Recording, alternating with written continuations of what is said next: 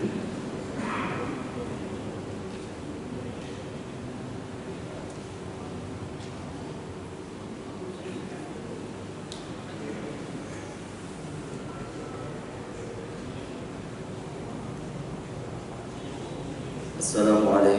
warahmatullahi wabarakatuh.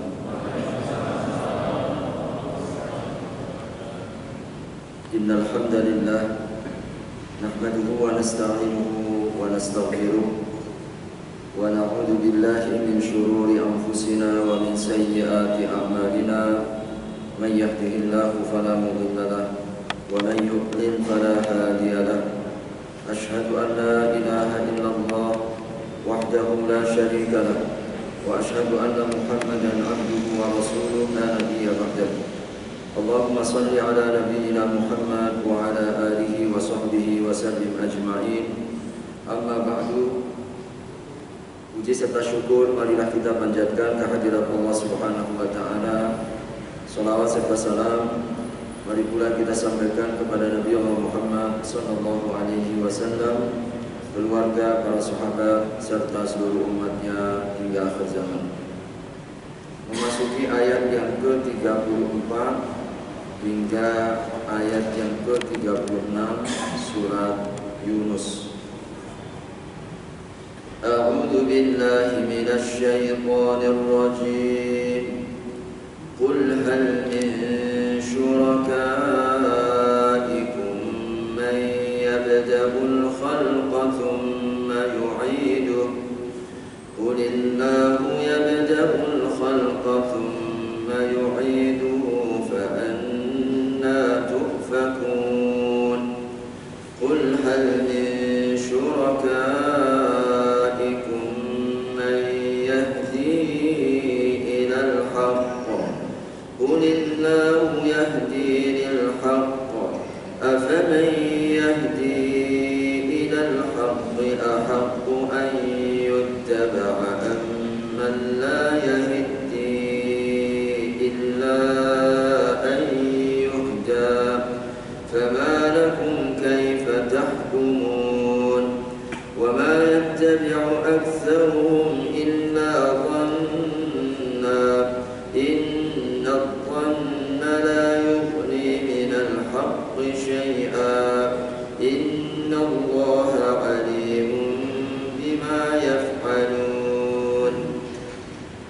Qul hal min syurakaikum, katakanlah wahai Muhammad, adakah di antara sekutu-sekutu kalian itu may yabda'ul khalqa, yang memulai ciptaan, tsumma yu'iduhu, kemudian mengembalikannya.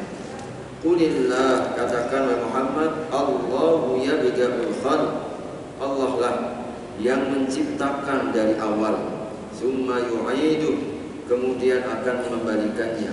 Fa anna tu'fakun, maka bagaimana mungkin kalian palingkan peribadatan kepada selain Allah. Qul, katakan Muhammad, hal min syurakaikum, adakah di antara sekutu-sekutu kalian itu may yahdi ilal haq, yang memberikan petunjuk kepada kebenaran.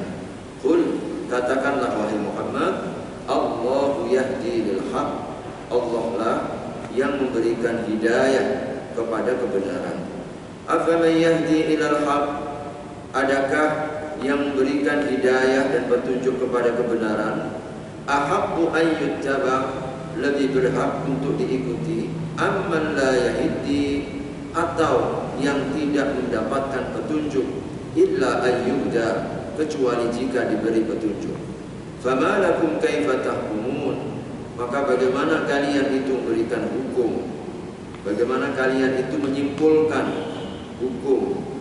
Wa ma yattabi'u aktsaruhum illa dhanna, dan tidaklah kebanyakan mereka itu mengikuti prasangka. Inna dhanna la yughni minal haqqi syai'a, sesungguhnya prasangka itu sedikit pun tidak akan memberi manfaat daripada kebenaran. Innallaha alimun bima yaf'alun, sesungguhnya Allah Maha mengetahui apa yang kalian perbuat. Hadirin rahimakumullah. Allah Subhanahu wa taala di dalam ayat-ayat ini masih melanjutkan dan menegakkan hujjah, argumentasi yang sangat tegas mengapa kita hanya beribadah kepada Allah dan tidak mempersekutukannya.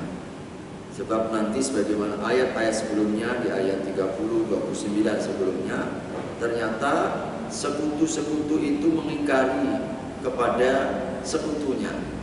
Jadi sesembahan atau Tuhan-Tuhan selain Allah itu mengingkari bagi para penyembahnya. Bahkan terjadi perdebatan di situ.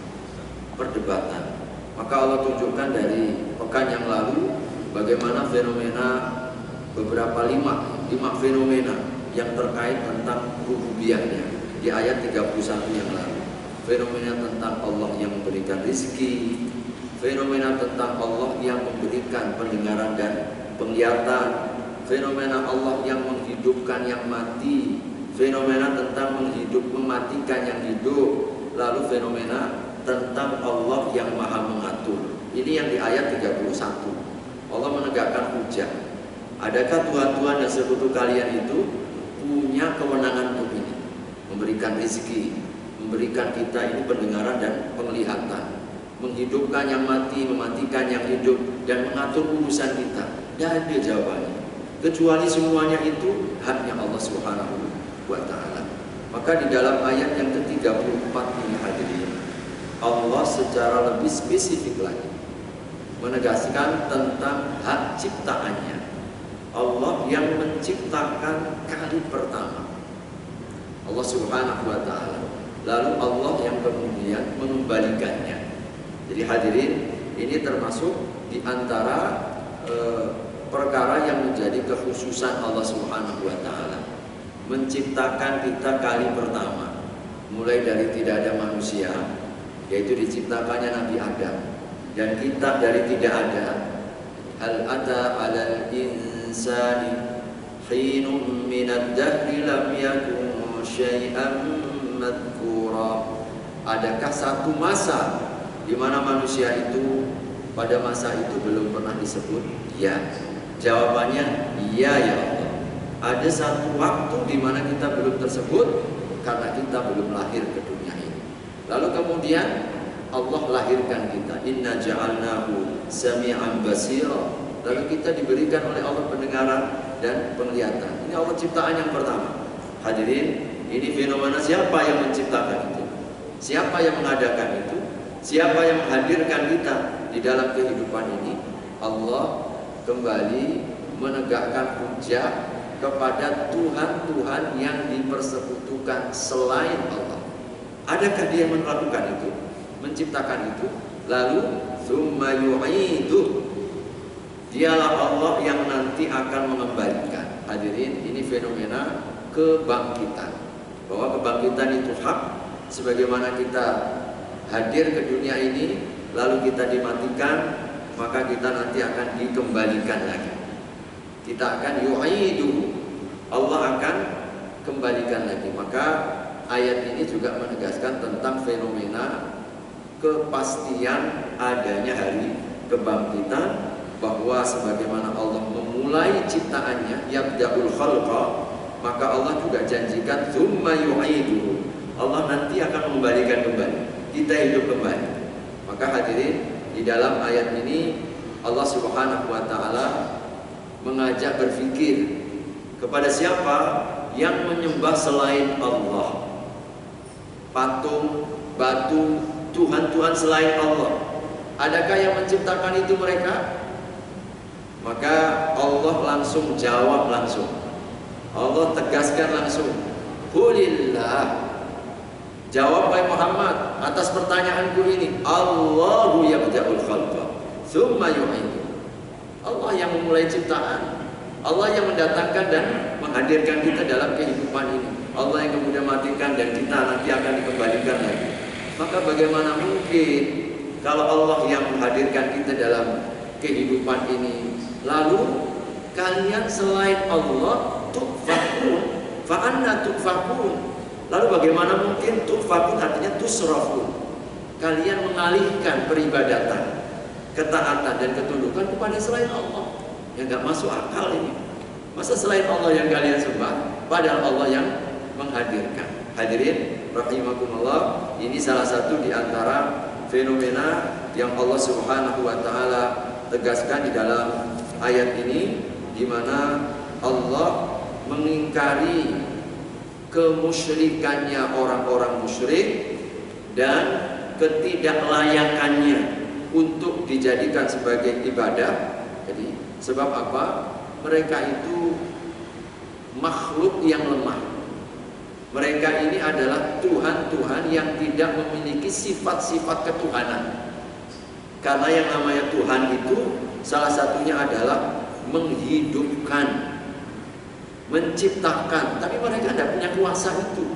Maka Allah Subhanahu wa taala betul-betul di dalam ayat ini mencela mereka, mencela cara berpikirnya mereka yang nggak bisa diterima oleh akal sehat. Fa'anna tufakun, itu celaan hadirin. Itu namanya celaan. Fa'anna tufakun. Bagaimana mungkin kemudian ibadah kalian tujukan kepada selain Allah yang tidak apa, yang tidak memiliki sifat penciptaan ini. Jadi Allah lanjutkan kembali celahannya Allah Subhanahu wa taala dan pengingkarannya di dalam ayat yang ke-35 tentang hak untuk memberi hidayah. Qul, tanya kembali Muhammad, sampaikan, hal min syurakaikum may yahdi ilal haq? Adakah sekutu-sekutu kalian itu yang memberikan hidayah kepada kebenaran?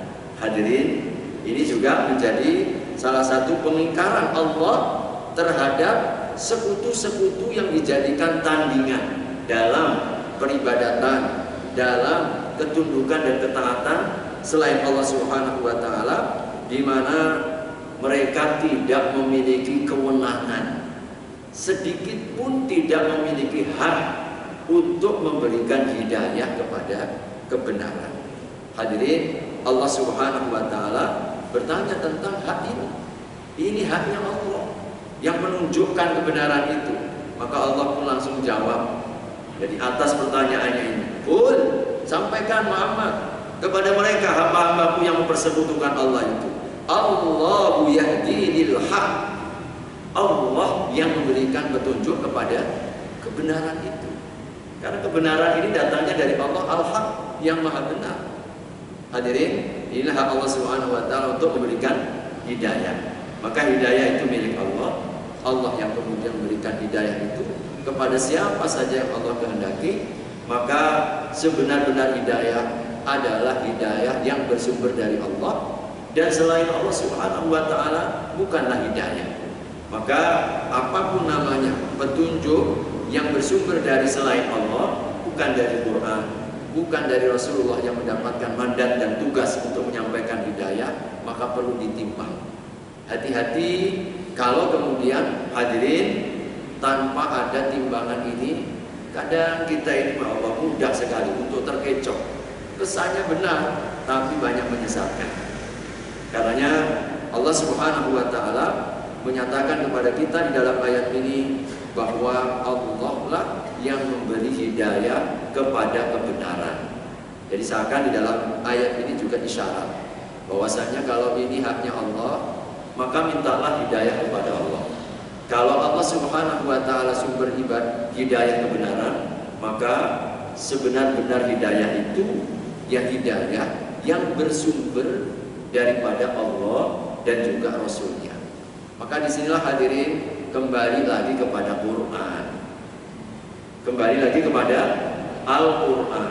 Maka Al-Quran itu sumber otentik yang tidak bisa diganggu gugat. Kalau kita ini sudah kembali kepada Al-Quran, maka di situ adalah kebenaran yang hak dan sejati. Tentu yang paling memahami Al-Quran ini siapa? Yang paling memahami Al-Quran ya Rasul yang langsung menerjemahkan. Yang paling paham dengan Al-Quran ini siapa? Orang-orang yang berada di sekeliling Nabi, para sahabat, salafus saleh kita. Maka mereka itu yang paling punya hak untuk apa? Mentafsirkan Al-Quran sebagaimana haknya. Maka hati-hati gaya model pentafsiran yang kadang sekarang ini banyak menyesatkan. Hadirin, sampai kemudian keluar dari koridor kandungan yang nyata. Hanya dengan kalimat-kalimat, Masya Allah, bahwasanya ini sekarang kita banyak dihebohkan lagi dengan satu video yang menyatakan begitu manis bahwasanya, tapi ujungnya ternyata menganggap bahwasanya Nabi ini keliru. Masya Allah, bahwasanya kebenaran itu tidak boleh mengklaim satu-satunya kebenaran, merasa paling benar itu salah, dan Nabi dianggap merasa paling benar, dan Nabi seakan menganggap bahwasanya beliau itu bukan yang paling benar. Ini kesannya bagus tapi digunakan untuk cara yang salah, sehingga akhirnya kesimpulannya salah. Maka hati-hati kadang-kadang hal-hal seperti ini ketika kemudian cara pemahaman orang ketika hadirin, kalau dalam ilmu tafsir maupun juga dalam ilmu hadis, sehingga mereka yang sudah menggeluti, terbiasa membaca, jadi kadang-kadang bisa menangkap. Hadirin, hadis itu disebut syadz itu artinya ada sudut atau ada penyimpangan. Penyimpangan itu kalau menyelisihi dari pertama hadis yang lebih kuat atau dalil yang lebih kuat, atau kadang cara pemahamannya itu terkesan menyelisih dari kaidah-kaidah dasar daripada agama ini. Jadi kita ketika mendengar ada yang menyampaikan sesuatu, subhanallah, subhanallah, ini kesimpulan orang pinter, kan begitu kan? Kesimpulan seorang yang disebut sebagai kiai, lalu menyatakan sedemikian rupa sehingga kesimpulan intinya itu seakan semuanya sama. Bahkan tidak ada yang boleh mengklaim yang paling benar, bahwasanya semua agama itu benar dan masing-masing nanti ada kebenarannya menurut petunjuknya masing-masing. Nah ini kan khawatir. Jadi dengan polesan kata yang kemudian melahirkan sebuah kesimpulan yang salah, maka siapapun yang kemudian berdampak dari kesalahan, dan yang bisa menangkap seperti ini hadirin adalah ketika kita terbiasa mencoba untuk mengembalikan kepada sumbernya. Ini kesimpulan yang tidak normal. Kita saja yang menangkap ada tidak nyaman begitu, dalam hati itu ada ganjalan. Maka sesungguhnya ini, jadi kalau ibaratnya seorang dokter itu hadirin, dan karena sudah biasa tengok baru dipegang, ini sakit ini, oh ini sakitnya. Ini karena apa? Karena kalau orang awam memang ditelan mentah-mentah bisa tersesat. Maka tugas kita adalah berusaha bagaimana kemudian kita mengembalikan tanggung jawab dan amanah ilmu ini besar di hadapan Allah Subhanahu wa Ta'ala. Jangan sampai kemudian karena ilmu kita banyak orang yang kemudian tersesat daripada kita. Oleh karenanya kita mesti berhati-hati dalam menyimpulkan sesuatu. Kesannya baik, bahwasanya semua tidak boleh merasa benar, betul. Nabi tidak pernah merasa benar, betul. Tidak pernah merasa benar, tapi pada sisi yang mana? Bukan dalam semua hal. Nabi SAW kita katakan begitu sampai kemudian seakan kita tidak boleh merasa izzah dengan agama kita sendiri. Kita merasa izzah dengan iman dan Islam kita. Seorang muslim maka wajib hukumnya mereka merasa izzah dengan ajarannya. Merasa izzah. Karena itu bukti di antara kesyukuran kita terhadap hidayah. Kita syukur dengan hidayah itu merasa izzah, bersyukur ya Allah, Engkau yang telah memberikan kepada kami petunjuk ini. Jadi petunjuk ini, oke. Dalam hal kita dengan agama lain, kita mesti menghargai. Nah, disitulah lakum dinukum waliyadin. Tapi tidak berarti kemudian kita yang harus merendahkan ajaran kita sampai menanggalkan prinsip-prinsip dasar dalam keimanan. Berdasarkan dalil-dalil yang nyata. Maka ini namanya sekali lagi orang yang tidak memiliki kepercayaan diri terhadap nilai petunjuk agamanya. Maka harus kita bedakan. Harus kita bedakan bahwasanya kita memiliki iman yang kita yakini, dan ini harus kita tanamkan bahwa inna dina indallahi Islam, sesungguhnya agama yang diridhai di sisi Allah adalah Islam, dan bahwasanya wa may yabtaghi ghairal islami dinan falan yuqbala minhu, barang siapa yang mereka tidak mencari atau mencari petunjuk selain pada hidayah, falan yuqbala minhu, Allah tidak akan pernah terima. Innal ladzina kafaru lan tuqbala walau iftada bihi, lan tuqbala nafaqatuhum. Orang-orang yang kafir itu tidak akan pernah diterima oleh Allah. Meskipun nanti kelak pada hari kiamat mereka membawa sepenuh bumi emas untuk menukar hidayah yang mereka tinggalkan. Ini nanti fenomena di akhirat. Karena Allah Subhanahu wa taala yang akan diterima di akhirat Maliki Yaumiddin, pemutus pada hari agama. Kenapa hari kiamat disebut sebagai hari agama? Karena di situ agama yang mana yang Allah Subhanahu wa taala telah pilih dan Allah tunjukkan yang benar dan diterima. Sekarang semua orang boleh mengklaim, Allah berikan kebebasan. La ikraha fiddin. Silahkan kalian tidak mau menyembah Allah, silahkan kalian beragama kepada selain Allah. Allah tidak paksa. Allah itu adalah pilihan kalian. Faman syaa'a falyu'min. Barang siapa mau beriman, berimanlah. Wa man syaa'a falyakfur. Barang siapa yang ingin kufur, silahkan kufur. Tapi ingat ayat berikutnya, inna a'tadna lidh-dhalimina naran ahata bihim suradiquha, di surat Al-Kahfi. Allah berikan kebebasan. Mau beriman, sila. Mau kafir, sila. Mau kafir. Tapi ingat di ujungnya ini, ketika Allah mempersilahkan yang kufur mau kufur, tapi ingat kami siapkan neraka jahanam orang-orang yang zalim. Di mana suradiquha itu emperannya. Dan emperan neraka itu suradiquha ahata bihim suradiquha. Jadi begitu api yang mengelilingi, emperannya itu api, semuanya kita dikepung oleh api. Ini ayat setelah Allah persilahkan, faman yakfur falyakfur. Barang siapa yang mau kufur, kufur. Tapi ingat, aku siapkan orang yang zalim itu dengan neraka yang emperannya penuh dengan api, untuk mengingatkan sesungguhnya aku gak redha dengan itu. Walaupun kalian pilih itu, adalah itu dalam hidup. Maka hadirin rahimakumullah, ini mengingatkan kepada kita bahwa qulillahu Allahu yahdi lil haq. Petunjuk itu dan kebenaran itu miliknya Allah. Allahu yahdi lil haq. Pakai lam. Lam di situ lil milk. Lil milk artinya apa? Kepunyaan dan kepemilikan. Jadi kepemilikan kebenaran itu hak prerogatif Allah. Maka kalau kita ini mendapatkan satu kebenaran, memang tidak ada lain kecuali kita merujuk kembali kepada Allah. Apa yang menurut Allah benar, itulah kebenaran. Allah yang tegaskan ini salah, maka itulah yang salah. Tugas kita ini sebenarnya gampang dan mudah. Sesuaikanlah dengan kehendak Allah. Dah, terima beres. Selesai kita. Sesuaikan dengan kehendak Allah.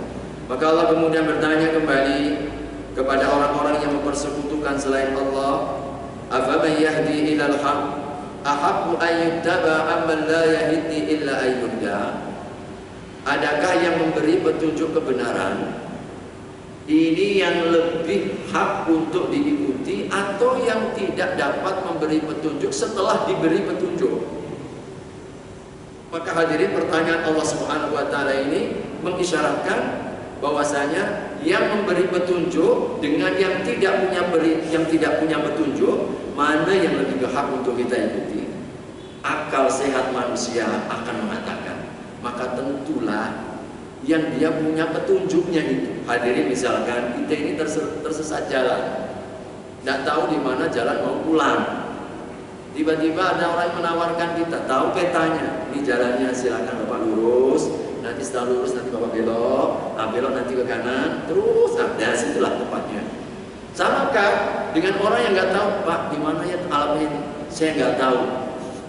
Coba kalau kita dipilihkan, yang satu menunjukkan jalan, memastikan saya tahu, saya orang sini, saya orang tempatan sini.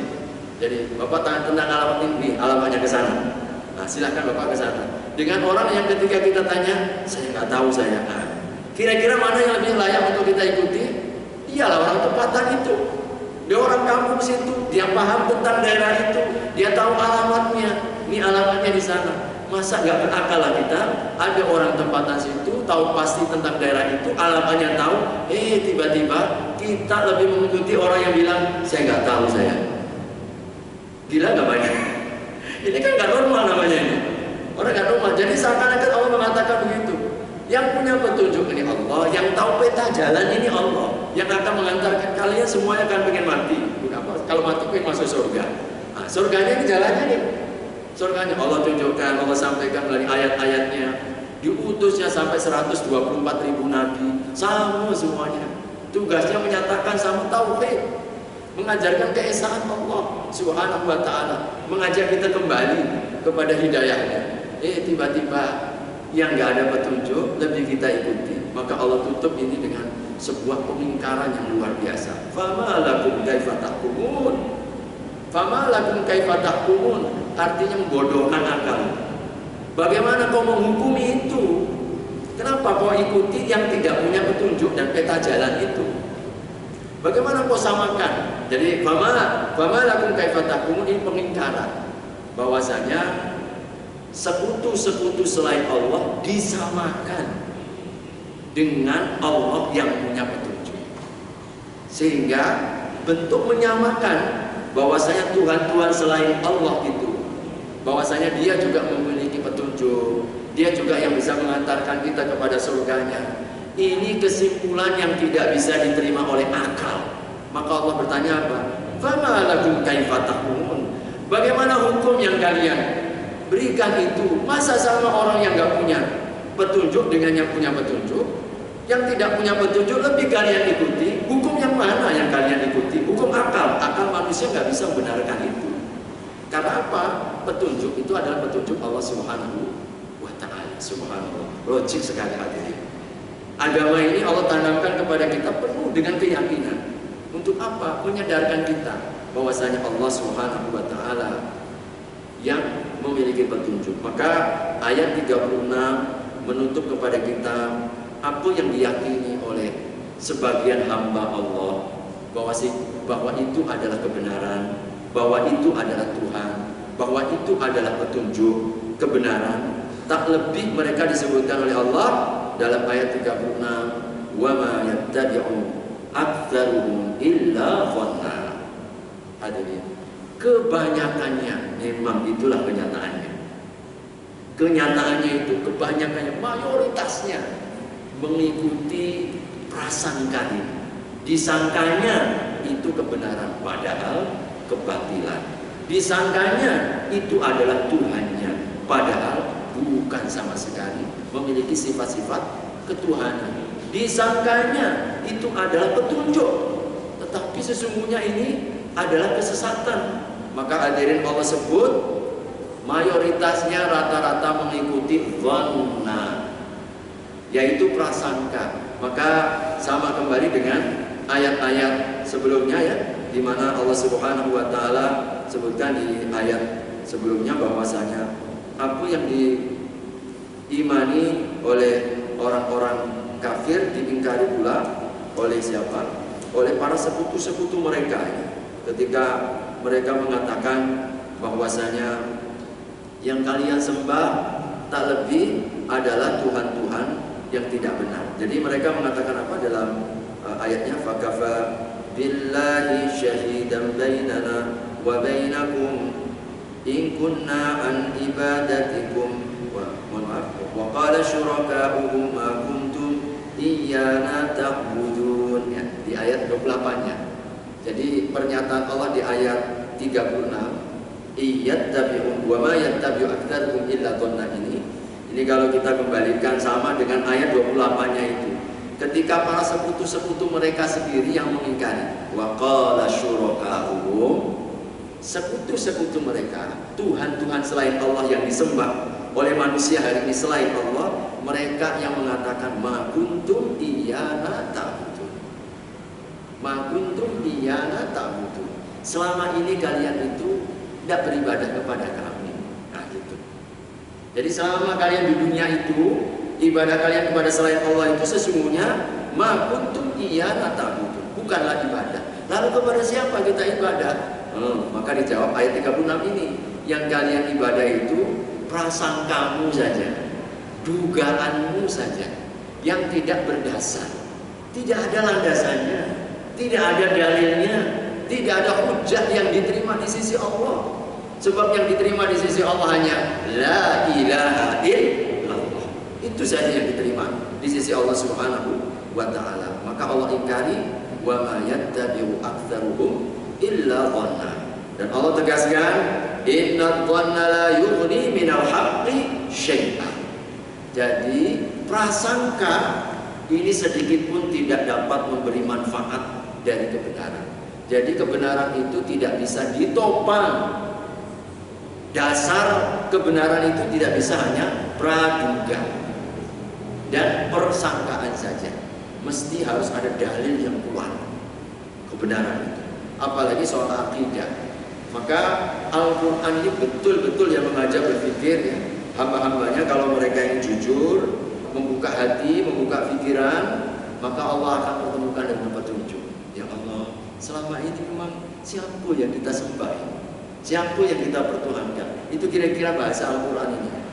Hadirin, ini yang menanamkan ayatnya seperti ini kan menanamkan akidah kita. Menanamkan akidah dan keimanan ini yang perlu ditancapkan. Jadi bagi seorang mukmin, keyakinan bahwasanya memang la ilaha illallah. Setiap muslim harus seperti itu. Agar apa, hadirin? Kita ini merasa bersyukur menjadi mukmin. Sehingga apapun kalau sudah kokoh imannya, hidayahnya mantap dalam hatinya, tidak akan memberikan pengaruh. Betul.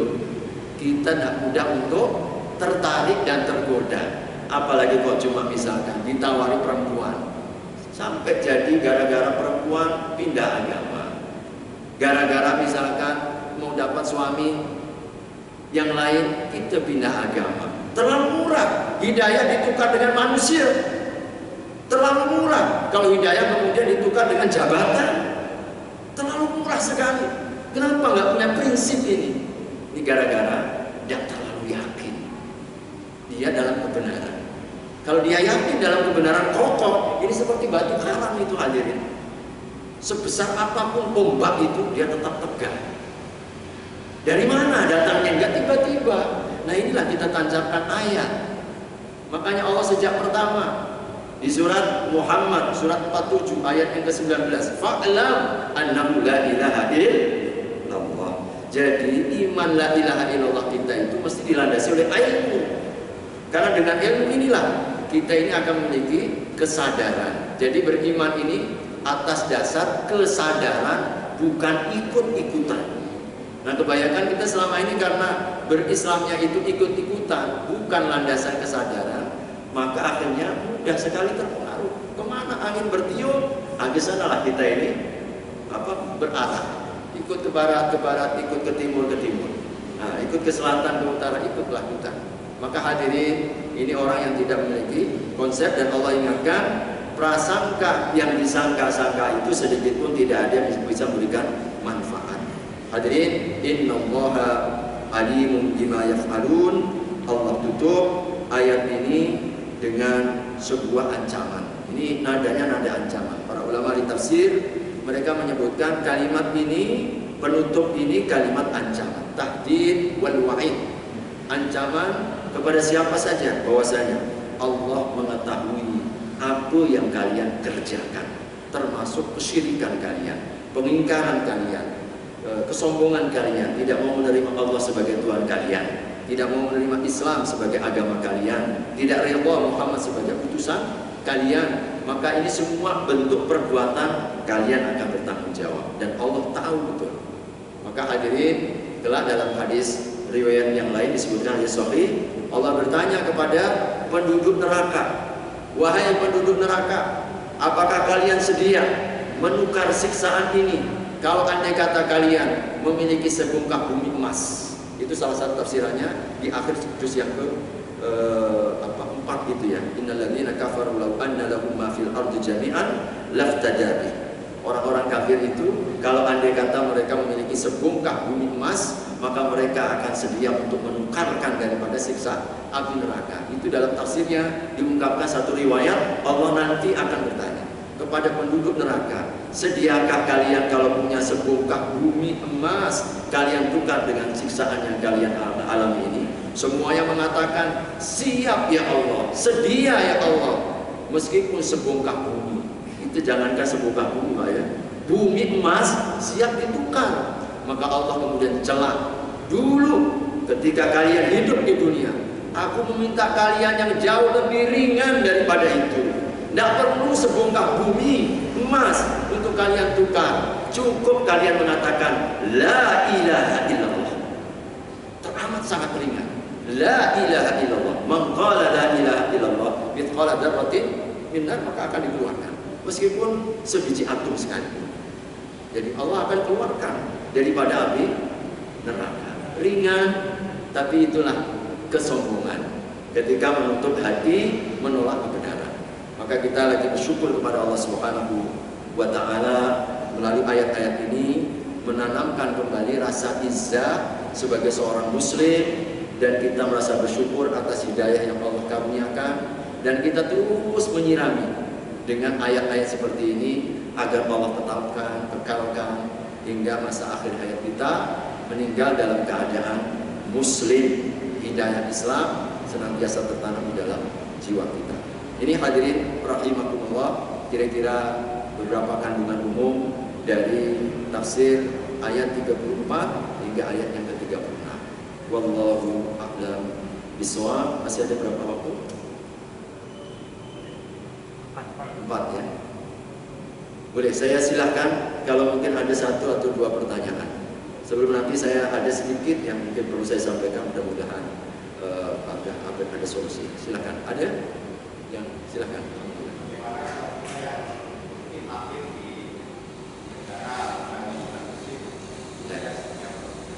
Ya, memang hadirin rahimakumullah, satu di antara nikmat yang harus kita syukuri ketika kita dimudahkan oleh Allah bertemu dengan hidayah ini karena lingkungan kita. Alhamdulillah, karena lingkungan keluarga besar kita muslim, akhirnya kita mendapatkan hidayah Islam. Lingkungan kita, negara kita mayoritas Islam, maka alhamdulillah kita mendapatkan hidayah.